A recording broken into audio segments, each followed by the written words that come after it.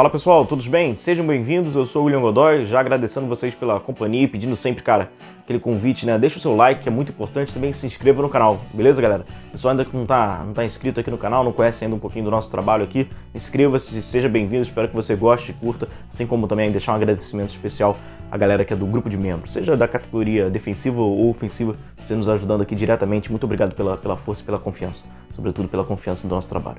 Bom, galera, vamos falar sobre essa derrota do Flamengo, né? O Fluminense vence o Flamengo por 3-1. Tem quatro temas assim que gostaria de abordar. Espero que eu não esqueça durante o vídeo, que eles são pertinentes, eles são preocupantes, que passam também pela derrota do Flamengo, mas até mesmo pelo momento hoje, né? Um momento mais atual do Flamengo.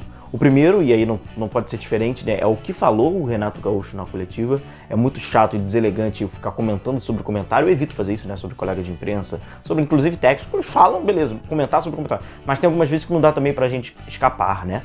E não vou comentar a coletiva aqui do Renato, né, mas não é o propósito, mas aquele quem tudo quer nada tem, que o Renato Gaúcho solta, ele é de extremamente uma infelicidade absurda. Na verdade, é realmente, de fato, né, o que ele pensa. E assim, eu acho que é uma mentalidade que ela não condiz com o time com que ele está, com o elenco que ele tem, com o investimento que é feito, né? Quando você fala para um time que gasta cerca de 330 milhões anuais com futebol, né? Não apenas com salário, mas com departamento médico, enfim, tudo que gera o futebol. E aí você fala, olha, quem tudo quer nada tem, quer dizer, cara, se vocês quiserem ganhar tudo, vocês não vão ganhar nada. Não, isso você não pode externar isso, né? Inclusive o próprio torcedor que gosta do Renato, ele não tem a obrigatoriedade de achar o Renato perfeito, né? Você não tem a obrigatoriedade de achar ninguém perfeito. Então você também pode criticá-lo. Até mesmo o torcedor que gosta do Renato, quando ele escutou isso, como é que foi a assimilação desse cara? Então como é que é a assimilação da torcida do Flamengo quando o seu técnico diz, se você quiser tudo, você não vai ganhar nada?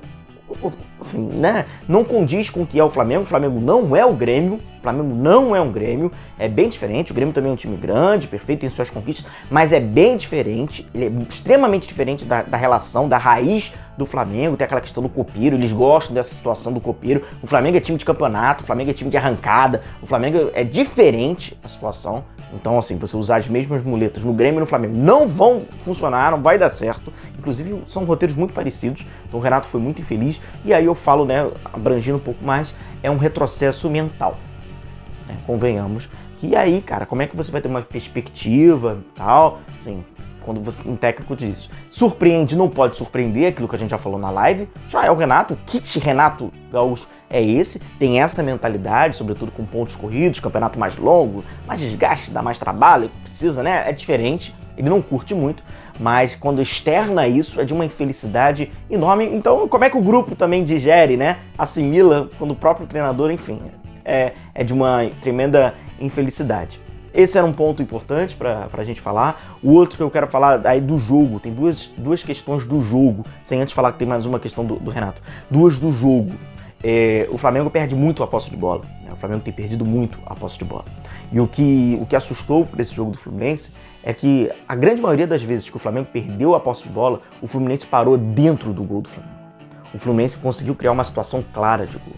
Então, se o Flamengo perdesse um número alto, que também, assim, ele perde 47 vezes contra o Cuiabá, perde agora contra o Fluminense 45 vezes, que é muita perda de posse de bola, mas se o Fluminense não criasse nenhuma situação porque o Flamengo cobrisse a bola, se o Flamengo já recuperasse, tivesse um pós-perder, etc., beleza, dá pra dar uma disfarçada desse alto número de posse de bola. Mas ele perde isso tudo. E o Fluminense chega, aí preocupa bastante, né? Principalmente porque a gente tá falando de um Fluminense do Marcão, que, cara, nono colocado na tabela. Assim, não tem absolutamente nada ali demais no Fluminense. E aí dentro todas essas perdas, né, de posse de bola, quando você pega os números individuais ainda do primeiro tempo, de Diego, Everton Ribeiro e Andreas Pereira, 3 jogadores onde teoricamente você o aponta quando pega a escalação, que são 3 jogadores que vão reter a bola, são 3 jogadores que vão te dar qualidade, são 3 jogadores que têm, aspas, uma responsabilidade. Não é o Vitor Gabriel que vai te dar essa responsabilidade de controle de jogo, de domínio de jogo, mas serão esses 3 jogadores, pela grife que eles têm, pelo salário que eles recebem, pela importância que eles têm, pela até a questão técnica, são esses caras. São esses caras. Na hora do vamos ver, quem vai tentar solucionar, resolver alguma coisa, são esses 3 caras. Não vai ser o Vitor Gabriel, lá na frente. E aí tem 15 perdas de posse das 25, 15 dessas perdas no primeiro tempo apenas. São 5 do Diego, 5 do Everton Ribeiro, 5 do Andreas Pereira. Então, quando os caras que têm responsabilidade para ter o domínio do jogo, eles são os responsáveis para perder, é aquilo que eu falo, vai ser o Vitor Gabriel, então um pouco o Michael, que vai conseguir te dar um domínio de jogo, que te dá um volume de jogo, que te dá uma criação do jogo. Se esses 15 passes que eles, né, as perdas de bola, domínio que eles erraram, que eles, enfim, foram desarmados, fossem no último terço, onde você tem que arriscar alguma coisa, onde realmente você tem que sair fora da caixinha, onde você tem que dar um passe extremamente arriscado, onde você tem que dar um drible e você é desarmado, é justificado. Mas 15, se vocês observarem, é na intermediária, é ali no meio campo, é um passe errado, então já acaba ditando um pouco do que acaba sendo o Flamengo. Muito perda de posse de bola. Inclusive o primeiro gol do Fluminense, eu coloco para vocês na tela, o Flamengo vem todo desorganizado e todo desorientado, e o lado esquerdo do Fluminense vai subindo os jogadores, e cadê o lado direito do Flamengo defensivo?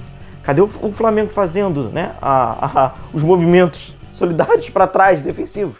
Então, inclusive é por ali que sai o cruzamento, né? E aí o René não consegue, né, cara? Assim, é culpa de quem rescala o René. Aí vai lá o garoto John Kennedy, que fez um Fla-Flu dos sonhos, né, cara? Parabéns lá pro garoto, com 19 anos, metendo 2 gols e tal. Abriu o placar, mas uma desorganização. E aí, durante todo o jogo, são períodos do Flamengo desorganizando. O Fluminense ia e chegava bola na trave, finalização próxima à cara do gol, um mano a mano ali com o René, Luiz Fernando vai lá, faz o cruzamento, John Kennedy fecha na frente do Gustavo Henrique. Gustavo Henrique fez um péssimo jogo, defensivamente o Flamengo foi muito mal. Gustavo Henrique, obviamente, tá dentro disso, passa individualmente por ele.